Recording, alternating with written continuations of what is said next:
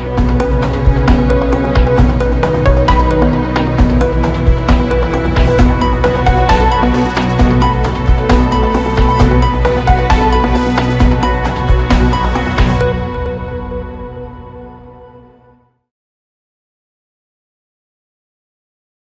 मैं मोन्टू राजा anti corruption India से स्वागत है आपका। इस समय दिल्ली के जंतर मंतर पे मौजूद है। मेरे पीछे आप जो देख रहे हैं वो तमाम पहलवान जो हैं वो 22 दिन से ज्यादा का समय हो चुका है और जिस व्यक्ति के ऊपर आरोप लग रहा है ब्रजभूषण सिंह, जो कि सांसद भी हैं बीजेपी से, अभी तक उनकी ना सदस्यता गई है और हालांकि उनका टेन्योर पूरा हो गया था, इस वजह से उनको जो रेसलिंग फेडरेशन था वहां का पद गया। मेरे साथ दुआ जी मौजूद हैं जो कि एक ह्यूमन राइट एक्टिविस्ट हैं, उनसे हम जानेंगे उनके विचार। सर, बहुत बहुत स्वागत है आपका।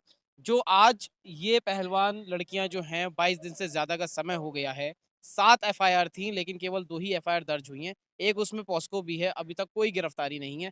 तमाम पॉलिटिकल पार्टियां भी इनको समर्थन दे रही हैं, भविष्य क्या देखते हैं? देखिए, आपके चैनल से मैं ये कहना चाहूँगा कि देश का दुर्भाग्य है कि हमारी बहू-बेटियों को जहाँ सम्मान से देखना चाहिए, जहाँ हम देवी-देवता मानते हैं, वहाँ जो है एक वस्तु समझ कर के उसको रौंदा जाता है और उसकी आवाज़ को नहीं उठाया जाता। जहाँ हमें हमारी बहू-बेटियाँ इज़्ज़त बचाने के लिए सुप्रीम कोर्ट जाती हैं एफआईआर लॉन्च कराने, 7 की जगह 2 होता है, पॉस्को लगता है, जिसमें कानून विधान है कि 24 घंटे के अंदर ज़्यादा से ज़्यादा, वैसे तो 1 घंटा 2 घंटे में भी अरेस्ट हो जाता है, 24 घंटे के अंदर अरेस्ट होना चाहिए। वहाँ अरेस्ट नहीं होकर के सुप्रीम का कोर्ट का अवमानना हो रहा है, उसकी बेइज़्ज़ती हो रही है, न्यायालय की बेइज़्ज़ती हो रही है और ये एक दबंग को बचाने के लिए कानून को दो धारी बना दिया है कि गरीबों के लिए कानून कुछ होगा, अमीरों के लिए कुछ होगा। तो इस तरह का कानून लेकर के जो सत्ता पक्ष जो है अपने हित में, अपने लोगों को बचाने के लिए जो काम कर रही है, ये सुशासन का संकेत नहीं है, ये दुशासन का है। ये लोग भारत के अस्मिता को बदनाम कर रहे हैं। हमारे अंतर्राष्ट्रीय खिलाड़ी के साथ ये जो आवाज़ है, ये पूरे विश्व में जा रही है और हम पूरे विश्व में जो है शर्म के मारे कि हमारे देश के अंदर अंतर्राष्ट्रीय खिलाड़ियों के साथ हमारे लीडर लोग जो है उसको जो है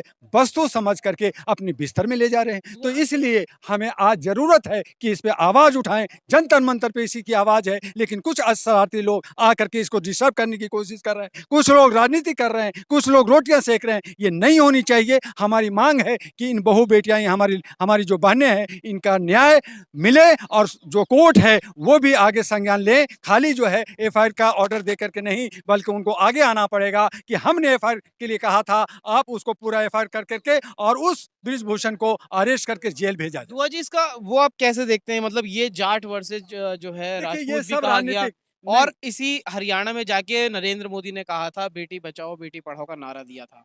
वो यहाँ अगर बात देश की का जाए कि ब्रिजभूषण की, वो यूपी से बिलोंग करते हैं, वहां पे कहा था मैं माफियाओं को मिला हाँ, देंगे। 38 मुकदमे मैं हैं। आपके चैनल से ये कहना चाहता हूँ कि देश का प्रधानमंत्री, देश का होम मिनिस्टर, देश का लॉ मिनिस्टर पूरे देश का होता है, हर जनता का होता है, हर समुदाय का होता है। अगर ये लोग राजनीति करते हैं कि ये जाट है, ये खाप का है, ये वो है, ये हरियाणा का है, तो ये वो गलत कर रहे हैं और ये अपने पाँव में कुल्हाड़ी मार रहे हैं। एक यूपी का है या एक हरियाणा का है, ये मतलब नहीं है। एक हमारी अंतर्राष्ट्रीय खिलाड़ी जब वो अवार्ड लेकर के आती हैं, जब हमारा मेडल लेके आती हैं, तो हमारा सीना चौड़ा होता है। पूरे भारत के लोग, हमारे देश के प्रधानमंत्री साथ में फोटो खिंचाते हैं, देखो भारत के हमारी एक बेटी ने ये मेडल लाया। वहां क्यों नहीं कहा कि एक जाट और हरियाणा के लिए क्या है?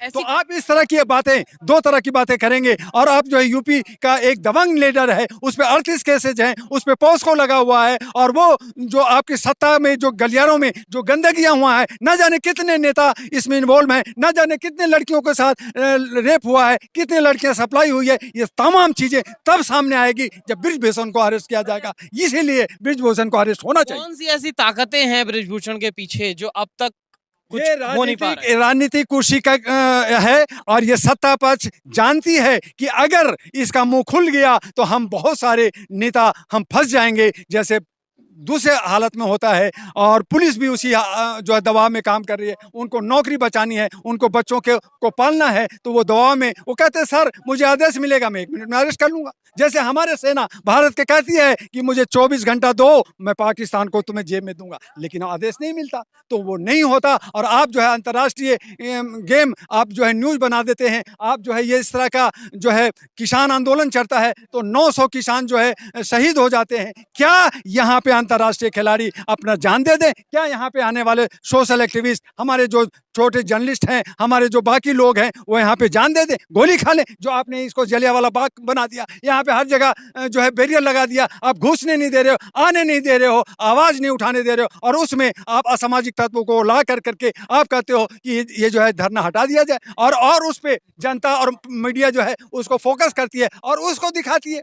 तो इसका मतलब यह है कि आप सहयोग करना चाहते हो या विरोध करना चाहते हो। तो हमारे जो सच्चे भक्त हैं, हमारे जो सोशल मीडिया है, वो आवाज उठा रही है, और यही वजह है कि आज भारत नहीं पूरे विश्व में ये आवाज जा रही है। कल मुझे फोन आया न्यूयॉर्क से, हमारे पेरिस से, क्योंकि मैं 14 देशों में काम करता हूँ हिमराज पे, मुझे फोन आ रहा है कि दुआ जी आपके देश में अंतर्राष्ट्रीय खिलाड़ी के साथ ये कुछ हो रहा है, आपके लीडर ऐसा कर रहा है, तो क्या वो वेश्यावृत्ति हो रहा है क्या वो सब कोठा हो गया क्या? तो हमने कहा कि मेरे भाई अगर ज्यादा गर्मी है तो जाओ ना, विदेश जाओ, थाईलैंड जाओ, और जगह जाओ।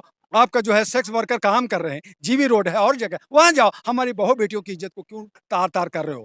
क्या हमारा यही हमारा आचरण कहता है? क्या हमारा ये भारत है? आप हमारे देश के प्रधानमंत्री का बेटी बचाओ बेटी पढ़ाओ, और उसी जगह कहते हैं बेटी पढ़ाओ। आप उसी जगह आपके लीडर, सबसे ज्यादा बीजेपी के लीडर जो है लड़कियों को जो है हवस का शिकार बनाया, आप उस पर कानून बनाइए और उसको पकड़ करके, जैसे पॉस्को बनाया उस तरह से कानून होना चाहिए कि जो रेपिस्ट होगा हम उसको तत्काल पकड़ करके उसको सजा देंगे, और उसका जो है उसका जो प्राइवेट पार्ट है उसको कट कर दिया देंगे। एक बार 2-4 लोगों के कट करो प्राइवेट पार्ट, देखो सारा समस्या हल हो जाएगी। यहाँ तो कानूनी अलग है ना, तो कानून, हमें कानून को बदलना पड़ेगा। समय पे कानून बदला, जब हमारे कानून जो है लीडरों के लिए अलग होता है। एक कुत्ता एक बकरी खो जाए तो पूरी महकमा, पूरी पुलिस डिपार्टमेंट लग जाता है कि नेताजी का कुत्ता खो गया ढूंढो, नेताजी का बकरी खो गया ढूंढो। लेकिन हमारे अंतर्राष्ट्रीय खिलाड़ी जो देश विदेशों से लाते हैं और हमारा सम्मान बढ़ता है, आज जंतर मंतर पे मच्छर खा रहे हैं, बिजली नहीं मिल रहा है, और वो जो है खाना, जिनको आज एक्सरसाइज करना था, जिनको ओलंपिक खेल में जाना था, जिनको G20 में खेलना था, बाकी की तैयारियां करनी थी, आज वो जंतर मंतर पे बैठे। शर्म नहीं आ रहा? और फिर कहेंगे भारत कोई मेडल नहीं ले पा रहा। क्यों नहीं ले रहा? क्योंकि आप हमारे खिलाड़ियों के मोरल को डाउन किया है। हमारे खिलाड़ी को डाउन करने का मतलब है हमारी अस्मिता को डाउन किया है, हमारी इज्जत को बर्बाद किया है, और फिर मेडल ले जाता है अमेरिका, मेडल ले जाता है रशिया, मेडल ले जाता है जापान, हमारे भारत को नहीं मिलता। तो हमारी जो लड़कियां जो IAS नहीं किए, IPS नहीं किए, दिन रात मेहनत करती हैं, अपने बूते पे खर्चे करती हैं, एक्सरसाइज करती हैं, और आप उसको बिस्तर में ले जाके शर्मसार कर। उत्तर प्रदेश के हापुड़ में जो करनी सेना वालों ने बृजभूषण शरण के समर्थन में प्रदर्शन किया ये था। अंधभक्त लोग हैं, ये वो लोग हैं जो मिल कर करके शराब और कबाब और शबाब में घुसे हुए हैं, वो लोग हैं। कल जो है हमारे GTB हॉस्पिटल में 5 बच्चे की माँ, आप सोच सकते हैं 80 साल की औरत के साथ रेप होता है, वो दाई थी और उसको जान चला गया, उसको कौन जवाब देगा? कहाँ गया विजिलेंस, कहाँ गया सिक्योरिटी, कहाँ गई पुलिस? तो इस तरह का जो लोग सपोर्ट करते हैं, जैसे इलेक्शन के वक्त में मुर्गी खाया, चिकन खाया, और पैसे लिए और बाइक लिए और शराब पिया, तो यही हालत है कि वो अंधभक्त लोग हमारे पूरे समाज को, पूरे देश को बर्बाद कर रहे हैं, और हमारे देश का नाक जो है नीचे जा रहा है, बेइज्जत हो रहे हैं। बृजभूषण शरण सिंह जो है आगामी 5 जून को शक्ति प्रदर्शन करने जा रहे हैं। अयोध्या जो राम की धरती है, उनकी 6 मई को उनकी फेडरेशन का अध्यक्षता खत्म हुई, टर्न पूरा हुआ। फिर उन्होंने मीडिया को कहा, सबको कहा कि साहब अगर मुझे हाई कमान, अगर मोदी जी और अमित शाह और जो है हमारे कहेंगे तो मैं इस्तीफा दे दूंगा। तो भाई आप किसको इशारा कर रहे हो? पहली बात। दूसरी बात आप करो कि हमारे लोग अगर जंतर मंतर पे आ जाएगा तो क्या होगा? तो क्या आप युद्ध करना चाहते हो, लड़ना चाहते हो, गोली चलाना चाहते हो? आप अपने गुनाहों को छुपाने के लिए, आपने जो कुकर्म किया उसको छुपाने के लिए, आपको भी कानून पे विश्वास नहीं है, और आप जो है अयोध्या या आप रैलियां कर करके दिखाना चाहते हो कि मैं ज्यादा दबंग हूं। आप कहते हो इंडिया गेट पे आएंगे, आप गाड़ियां लेके आओगे, आप सिक्योरिटी आपके साथ होगी, फोर्स होगी, आपका पूरा इलेक्ट्रॉनिक मीडिया और ऑर्केस्ट्रिक मीडिया होगी, तो क्या ये दिखाना चाहते हैं कि मैं बहुत अच्छा हूँ? और जनता जो गरीब है, जिसको जो है स्ट्रीम मीडिया नहीं दिखा रही है, आज सोशल मीडिया के मार्फत ये आवाज़ दूर तक जा रही है। लोग दूर-दूर से कई राज्यों से आकर के इनका सहयोग कर रहे हैं, तो आप उनको कह रहे हो ये टुकड़े-टुकड़े लोग हैं, ये तो थोड़े से लोग हैं, ये आवाज़ क्या उठाएँगे, ये क्या करेंगे? तो इस तरह का जो राजनीतिक हो रहा है, ये लोकतंत्र की माँग है और लोकतंत्र की जो है हत्या है और इस पे रोक होनी चाहिए, आवाज़ होनी चाहिए और हर जनता का आवाज़ बनना चाहिए। और ये आंदोलन ये छोटी नहीं, ये बड़ी विकराल रूप लेगी। और जिस तरह से किसान आंदोलन में सरकार को झुकना पड़ा था, माफी मांगना पड़ा था, इस आंदोलन में भी सरकार को झुकना होगा और माफी मांगना होगा। अंत में दुआ जी एक सवाल आपसे ये लेंगे, क्योंकि आप एक ह्यूमन राइट्स के ऊपर काम करते हैं, कई देशों के अंदर आप काम कर रहे हैं, तो क्या लगता है विदेशों से आपके पास कॉल आ रहे हैं, हिंदुस्तान का जो छवि है वो एक तरह से धूमिल हो रही है, तो कैसे देखते हैं जो मोदी हैं? बीच में लगा था जब नारा लगाया कि मोदी है तो मुमकिन है, और भाई मोदी जी बहुत विदेशों में जाके इज्जत बचा रहे हैं, लेकिन आज भारत का जो है नाक नीचा हुआ है। आज हम शर्मसार हैं कि उन लोग पूछ रहे हैं कि भारत में आपके लीडर लोग जो है लड़कियों के साथ ऐसा सब काम करते हैं, तो वो हम शर्म से झुके हुए हैं। और आज प्रधानमंत्री खामोश बैठे हैं, प्रधानमंत्री एसी रूम में बैठे हुए हैं, उनको सब दिख रहा है, उनको सब खबर है, लेकिन बोल क्यों नहीं रहे? उनको बोलना चाहिए, वो अपनी जो दबंगगिरी दिखाएं, वो दिखाएं कि ये जो है हम नहीं होगा, चाहे हमारी पार्टी के लोग हो, चाहे कोई भी पार्टी हो, जिसने गलत किया है हम उसको सजा देंगे या दिलाएंगे। तो मैं मानता कि मोदी है तो मुमकिन है, लेकिन ये नहीं हो रहा है। तो इस तरह का जो मुद्दों से भटका करके हम बेरोजगारी, महंगाई, रोजगार, सेवा, शिक्षा और ये जो अब अत्याचार हो रहा है उनसे हट करके आप मंदिर मस्जिद की बात कर रहे हो, आप जो है हिंदू मुस्लिम की बात कर रहे हो, आप दूसरी तरफ भटका रहे हो, आप जो है लोगों को भटका करके कह रहे हो मैं तो हिंदू राष्ट्र। अरे किसके लिए बना रहे हो?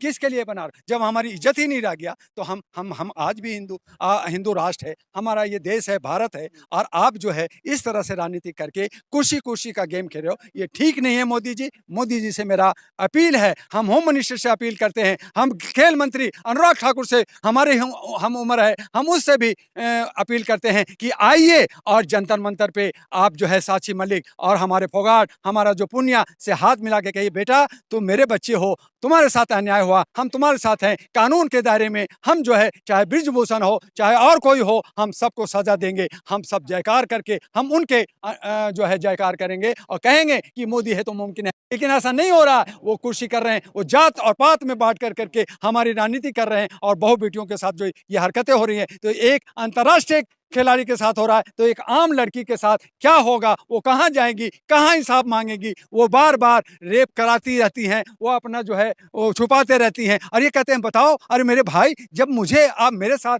बेविचार कर रहे हो, मेरे कपड़े उतार रहे हो, तो मैं उस वक्त वीडियो बनाऊंगा, मुझे आप वीडियो बनाने दोगे? तो आप कहते हो नहीं, आप मुझे उसका वीडियो दिखाइए। जब एक तरफ कह रहे सुप्रीम कोर्ट, हाई कोर्ट का आदेश है कि अगर औरत कहती है कि मेरे साथ भी विचार हुआ है, आप फौरन एफआईआर लॉन्च करो और उसको पकड़ो, ये कानून है।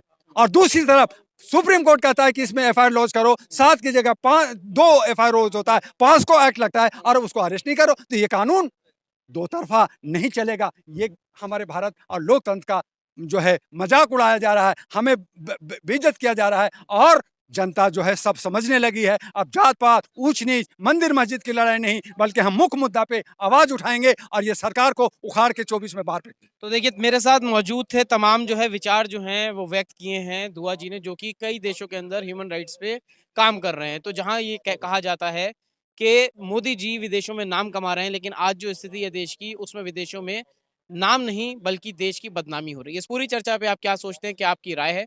कमेंट द्वारा अपने विचार साझा करें। अगली अपडेट के साथ आपके सामने फिर प्रस्तुत होंगे। नमस्कार। सब्सक्राइब करें हमारे YouTube चैनल को और बने रहें हमारे साथ।